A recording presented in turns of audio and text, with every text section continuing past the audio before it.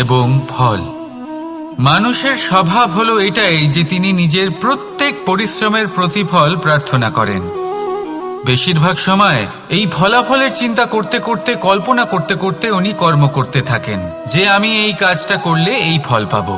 সেই সব কল্পনা করতে থাকেন যা না তার হাতে আছে, না আছে অধিকার, আর না আছে নিয়ন্ত্রণ।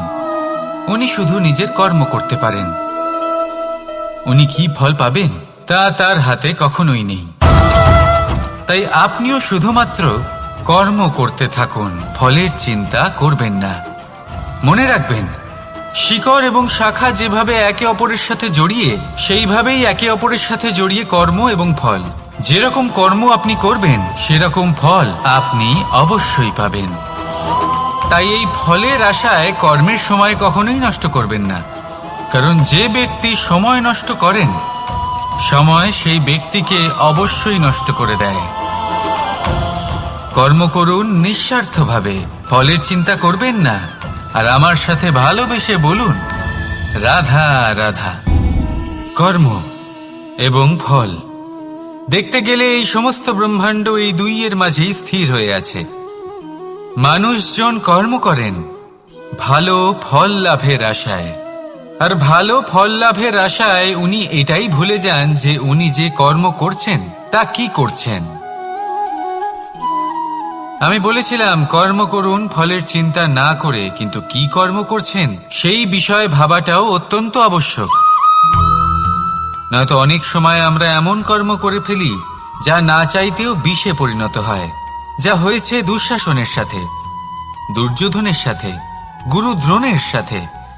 একজনের মানসিকতা উচিত ছিল না, একজনের বিবেক উচিত ছিল না, আরেকজন যে পক্ষ নির্বাচন করেছিলেন সেই পক্ষ উচিত ছিল না।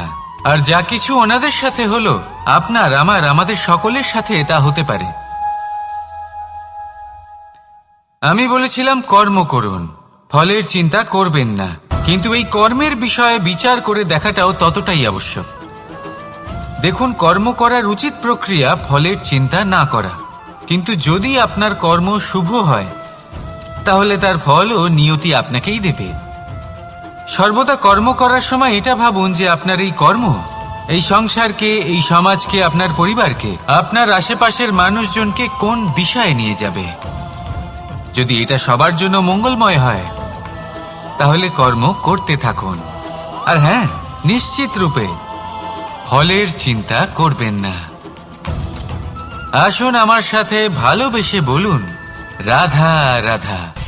বটবৃক্ষের বীজ সর্ষের দানার থেকেও ছোট হয়, কিন্তু যখন তা নিজের রূপ ধারণ করে তখন তা বিশাল বৃক্ষের আকার ধারণ করে, যা সহস্র বছর ধরে বেঁচে থাকে, ছায়া প্রদান করে, পাখিদের আশ্রয় প্রদান করে, আর দেয় পথচারীদের বিশ্রাম করার স্থান। কেন? কারণ সেই ছোট বীজ তা মাটির ভেতরে গিয়ে নিজের খোলস ত্যাগ করে। অন্ধকারে থাকে সে, যতই আলো আসুক না কেন, যতই বর্ষা আসুক না কেন, সব সহ্য করে। আর তারপরে একটা চারা গাছ অঙ্কুরিত হয়, তারপর ধীর গতিতে একটা বিশাল বৃক্ষতে পরিণত হয়।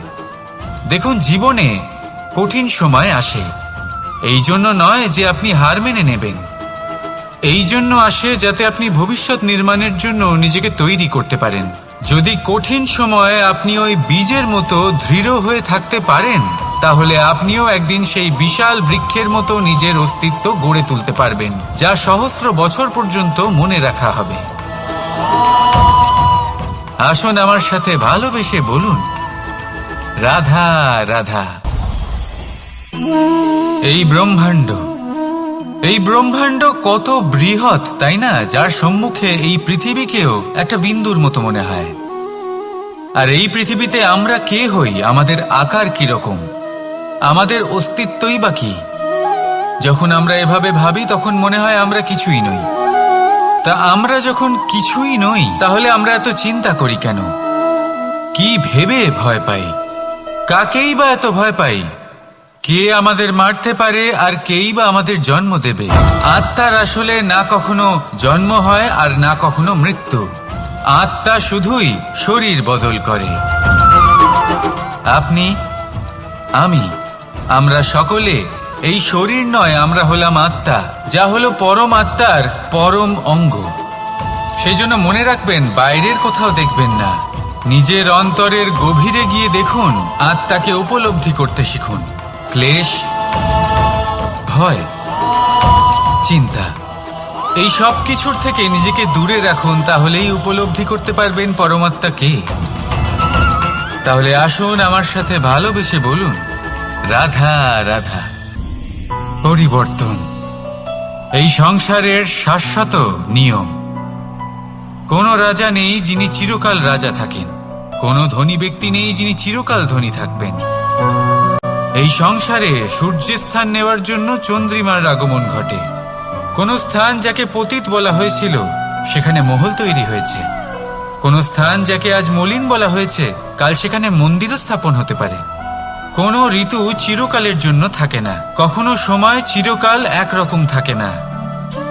আজ যে আপনার কাছে রয়েছে কাল অন্য কারোর ছিল, আজ যে আপনার কাছে রয়েছে কাল তা অন্য কারোর কাছে চলে যাবে।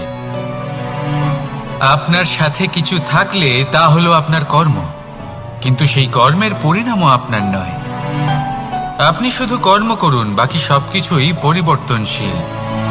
কিন্তু সেই পরিবর্তনকে দেখে ভয় পাওয়ার প্রয়োজন নেই, তাকে স্বাগত জানান। যদি আপনি হাসি মুখে সেই পরিবর্তনকে স্বাগত জানান, তাহলে এই পরিবর্তনও হাসি মুখে আপনার সাথে থাকবে। আসুন আমার সাথে ভালোবেসে বলুন, রাধা রাধা। সঞ্চয়। মানুষের যখন থেকে বোধবুদ্ধি হয় সঞ্চয় করতে আরম্ভ করে দেন। সঞ্চয় করতে থাকেন ভোজনের, সঞ্চয় অর্থের, সঞ্চয় শক্তির। নিজের জন্য করেন, নিজের পরিবারের জন্য করেন, নিজের স্ত্রীর জন্য করেন, সন্তানের জন্য করেন, সন্তানের সন্তানের জন্যও সঞ্চয় করেন। সঞ্চয় করার জন্য ওনার কাছে অনেক কারণ রয়েছে, কারণ উনি এটা ভাবেন যে এই সঞ্চিত শক্তির জন্য কেউ ওনার কোনো ক্ষতি করতে পারবে না। মানুষ ভুলে যান একটা গুরুত্বপূর্ণ কথা, এই সত্য, উনি এই সংসারে খালি হাতেই এসেছিলেন, আর এখান থেকে ওনাকে খালি হাতেই যেতে হবে। যা এখানকার তা এখানেই থেকে যাবে। আর যদি কিছু ওনার সাথে যায় তা হলো ওনার কর্ম, আর কিচ্ছু নয়। তাই যদি কিছু অর্জন করতে চান তাহলে শুভ কর্ম অর্জন করুন, আত্মশক্তি অর্জন করুন, কারণ পরলোকে এটাই হবে আপনার সম্পত্তি। তাহলে কি এটা আপনি অর্জন করতে চান না? আসুন আর আমার সাথে ভালোবেসে বলুন, রাধা রাধা। সদিচ্ছা। দেখতে গেলে 3 অক্ষরে তৈরি এই শব্দ, কিন্তু সমস্ত ত্রিলোক তার উপরেই আধারিত। আপনি এই সংসারে এসেছেন, তখন অবশ্যই শ্বাস নেবেন, কিন্তু তার বদলে আপনাকে কিছু তো দিতেই হবে। আপনার উপর নির্ভর করছে আপনি কি দেবেন। কি দেবেন এই সংসারকে, এই সমাজকে, নিজের পরিবারকে, আর তার বদলে কি নেবেন? যশ নাকি অপযশ? দেখুন, এক ছিল রাবণ, যে কিনা সমুদ্র পার করল সীতাকে অপহরণ করার জন্য, আর এক ছিলেন রামচন্দ্র, যিনি সমুদ্র পার করেছিলেন, সেতু বানিয়ে গিয়েছিলেন সীতাকে ফিরিয়ে নিয়ে আসার জন্য। দুজনেই সমুদ্র পার করেছিলেন, শুধু পার্থক্য ছিল সদিচ্ছাকে বোঝার, লক্ষ্যের। অনেক মানুষের যাত্রা একরকম হতেই পারে, কিন্তু আনন্দ তখনই লাভ করবেন যখন লক্ষ্য শুভ হবে, মহান হবে। এই লক্ষ্য দিয়ে এই সংসারের কল্যাণ হবে এবং মানুষের সম্মান হবে। যদি আপনার সংকল্প উচিত হয় তাহলে আপনার লক্ষ্য উচিতই হবে, নয়তো শুধুমাত্র বিনাশ হবে। আর উচিত এটাই হবে যে বিনাশের হাত থেকে যেন নিজেকে বাঁচানো যায়, কি বলেন? তাই জীবনে যে লক্ষ্য স্থির করছেন মনে রাখবেন তা যেন শুভ লক্ষ্য হয়। যদি এরকম হয় তাহলে আপনার যাত্রা, আপনার জীবন দুটোই শুভময় হবে। আসুন আর আমার সাথে ভালোবেসে বলুন, রাধা রাধা। সুরক্ষা। এই সুরক্ষা আসলে কি? এটা কি কোনো কবচ নাকি কোনো সীমা? এই সুরক্ষা আসলে অন্য কিছু। আমাদের মাতা পিতা, আমাদের প্রিয়জন, আমাদের বন্ধু, এই সমাজ, আমাদের শুভাকাঙ্ক্ষী, আমাদের আত্মীয়, এনারা সবাই আমাদের জীবনে কোনো না কোনো ভাবে সুরক্ষা দিয়ে থাকেন, একটা কবচ দিয়ে থাকেন কোনো না কোনো রূপে। কিন্তু দেখতে গেলে আমাদের পরাক্রমের পথে আমাদের বীরত্বের পথে, আমাদের সাহসের পথে এই সুরক্ষাই সবথেকে বড় বাধা হয়ে দাঁড়ায়। একবার ভেবে দেখুন, যদি আপনি কোনো সুরক্ষাই না পান, বা যদি আপনি এই সুরক্ষা ভেঙে বাইরে আসতে পারেন, তাহলে আপনার বীরত্ব চরম সীমায় পৌঁছে যায়। কেন? কারণ তখন আপনি জানেন যে এই সংসারের সম্মুখীন আমাদের নিজেদেরই হতে হবে। আপনি বুঝে যান যে শত্রুর সম্মুখীন এবার নিজের বলের দ্বারা, নিজের পরাক্রমের দ্বারা, নিজের সাহসের দ্বারা করতে হবে। আর তখন আমাদের মনের মধ্যে এই শক্তি জাগ্রত হয়। এই শক্তি অন্তরেই বসবাস করে। শুধু এটা চিনে নিতে হবে, একে জাগ্রত করতে হবে। আর এটা সুরক্ষা ভেঙে যাওয়ার পরেই সম্ভব হয়। আর যারা নিজের শক্তি সম্পর্কে জানেন, যিনি নিজেই জানেন তিনি কতটা শক্তিশালী, তিনি নিজেই নিজের সুরক্ষা কবচ চিরকালের মতো ভেঙে ফেলে দেন, ঠিক কর্ণের মতো। আর তারপরে দেখুন, আপনার পরাজয় হোক বা বিজয়ী হোক না কেন, সেটাই অনেক বড় হয়, সেটাই প্রশস্ত হয়ে থাকে।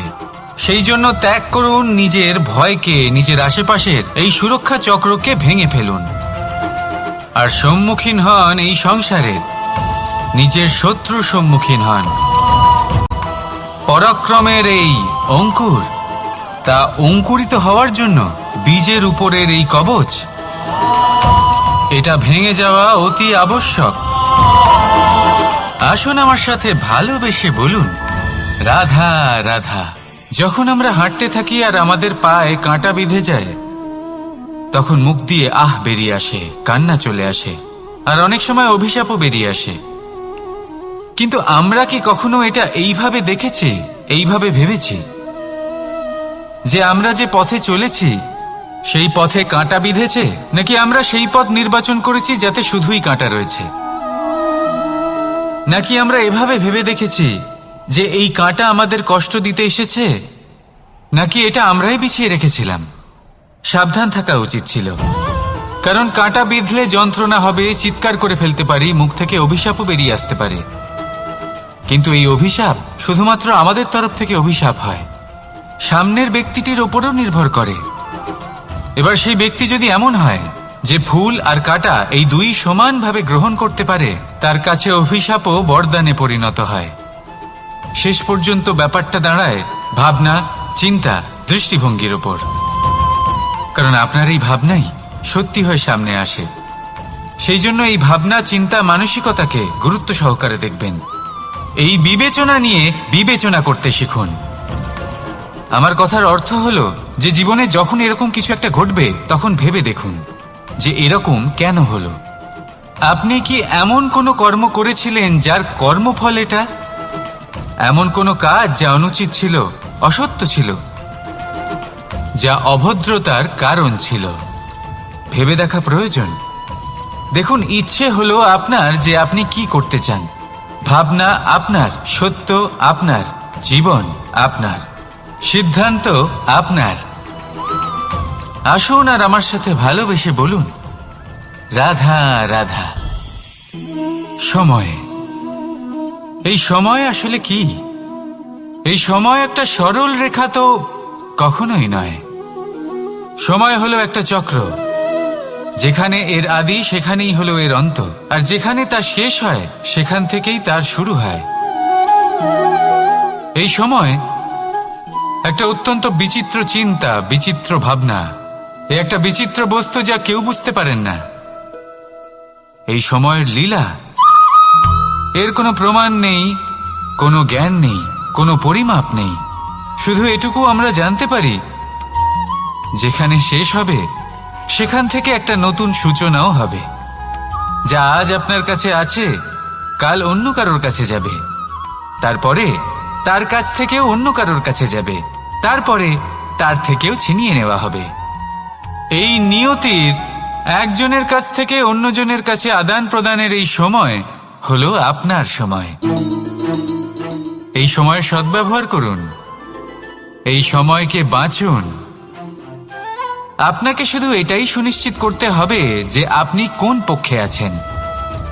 আর সত্যি বলতে কি, আপনার জীবনের পরিণাম নির্ভর করে আপনার নির্বাচনের ওপর। আপনি কোন পক্ষ নির্বাচন করছেন।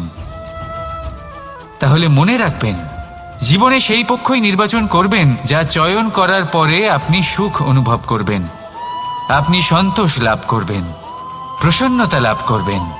আর আমি এটাই সুনিশ্চিত করব যে এই পক্ষ যেন শান্তির পক্ষ হয়, এই পক্ষই যেন প্রেমের পক্ষ হয়।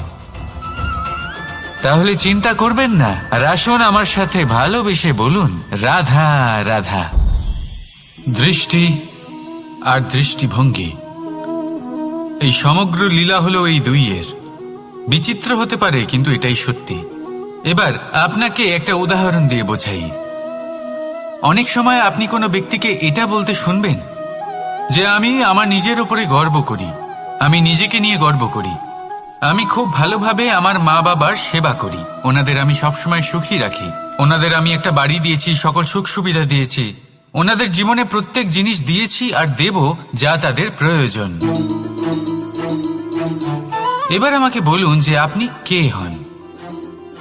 আপনি হলেন সেই বীজ যা আপনার মাতা পিতা রোপণ করেছেন। আপনার মা বাবাই আপনাকে এই সংসারে জন্ম দিয়েছেন। এবার এইসব কথার কি তাৎপর্য? এই হলো সেই ব্যক্তির দৃষ্টিভঙ্গি। এবার দেখা যাক এই প্রকৃতি আমাদের কি শেখায়। কখনো কোনো গাছকে দেখবেন, যখন সেই গাছে ফল আসে, সে মালিকে এটা বলে না যে দেখো আমি তোমাকে ফল খেতে দিচ্ছি। সেই বৃক্ষ এটা বলে না যে দেখো আমি তোমায় আহার করতে দিচ্ছি, কারণ ও জানে যে এটা হলো সেই মালির পরিশ্রম, এটা হলো তারই কর্মের ফল, আর এটা তারই পাওয়া উচিত। সে বলে যে তোমার জিনিস তোমাকেই অর্পণ করলাম, এ আমার জিনিস নয়। ও জানে সেই মালির গুরুত্ব আসলে কি। এটা হলো তার দৃষ্টিভঙ্গি। সেই জন্য আপনি জীবনে কোন ব্যক্তির মধ্যে, কোন পশু পাখির মধ্যে, কোন প্রাণীর মধ্যে, কোন পরিস্থিতিতে, কোন আবেগের মুহূর্তে কি দেখতে পাচ্ছেন, সেটা আপনার দৃষ্টিভঙ্গির উপরে নির্ভর করছে। তাই নিজের মনে ধনাত্মক ভাব জাগ্রত করুন, শুভ চিন্তা নিয়ে আসুন। এই ভাবনাই সত্য হয়ে সামনে আসবে। এই দৃষ্টিভঙ্গি এমন হয়ে যাবে যে আপনার জীবনে সবকিছুই শুভ হবে। তাহলে আসুন আর আমার সাথে ভালোবেসে বলুন, রাধা রাধা।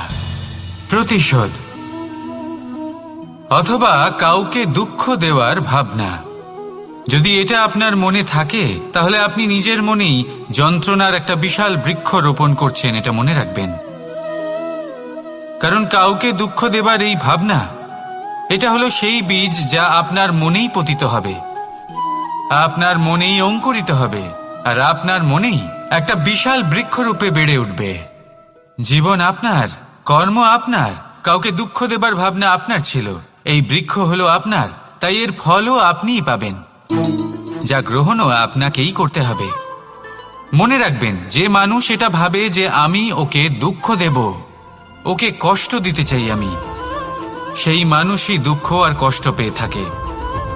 যদি সেই জায়গায় আপনি এটা ভাবেন যে আমি কাউকে সুখী করে তুলতে চাই, কাউকে সুখ প্রদান করতে চাই, তাহলে তারও বীজ আপনার মনেই রোপণ হবে, বৃক্ষে পরিণত হবে, যার ফলও আপনিই পাবেন। এখানে বিষয়টা হলো শুধু মানসিকতার চিন্তা, যা সত্য হয়ে আপনার সামনে আসে। তাহলে এই মানসিকতা শুভ করুন, সবার জন্য মঙ্গল কামনা করুন।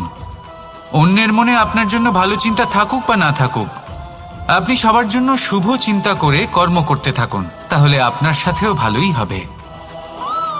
তাহলে আসুন আর আমার সাথে ভালোবেসে বলুন, রাধা রাধা। সুখ আর অভিজ্ঞতা, এই দুই জীবনে একসাথে কখনোই আসে না। মনে রাখবেন, যেখানে সুখ থাকে সেখানে অভিজ্ঞতা থাকে না, আর যখন এই সুখ আমাদের জীবন থেকে দূরে চলে যায়, তখন আমাদের জীবনে আসে এই অভিজ্ঞতা। পরমাত্মা, প্রকৃতি, নিয়তি এই অভিজ্ঞতাকে আমাদের জীবনে পাঠান, যাতে আমরা একটা অত্যন্ত গুরুত্বপূর্ণ শিক্ষা, একটা জ্ঞান প্রাপ্ত করতে পারি। এই অভিজ্ঞতা আমাদের শেখায় যে অতীতে এমন কি হয়েছিল যা আমাদের করা উচিত হয়নি। আমাদের শেখায় ভবিষ্যতে এমন কি আছে যা আমাদের করা উচিত আর কি করা উচিত নয়। দেখতে গেলে এই অভিজ্ঞতা আমাদের সেই শিক্ষা দেয় যার জন্য আমরা সুখের দিকে উচিতভাবে অগ্রসর হতে পারি। সেই জন্য জীবনে যখনই দুঃখ আসবে, দুঃখের এই সময় আসবে, তখন হতাশ হবেন না। বোঝার চেষ্টা করুন এই পরিস্থিতি কেন এসেছে, কি শিক্ষা দিতে এসেছে। যদি আপনি সেই জ্ঞান লাভ করেন, সুখের পথে অগ্রসর হন, তাও উচিত রূপে, তাহলে এই অভিজ্ঞতার উদ্দেশ্য পূরণ হয়ে যায়। তাহলে আসুন আর আমার সাথে ভালোবেসে বলুন, রাধা রাধা। জীবনে শিখরে পৌঁছানোর জন্য মানুষের কি প্রয়োজন হয়ে থাকে? সিঁড়ির। কিন্তু তাও প্রত্যেক মানুষ, প্রত্যেক ব্যক্তি শিখরে পৌঁছতে পারেন না। এর কারণ কি? কারণ একটা হতে পারে যে মানুষ কল্পনা করতে থাকেন কিন্তু সিঁড়ি খুঁজে পান না।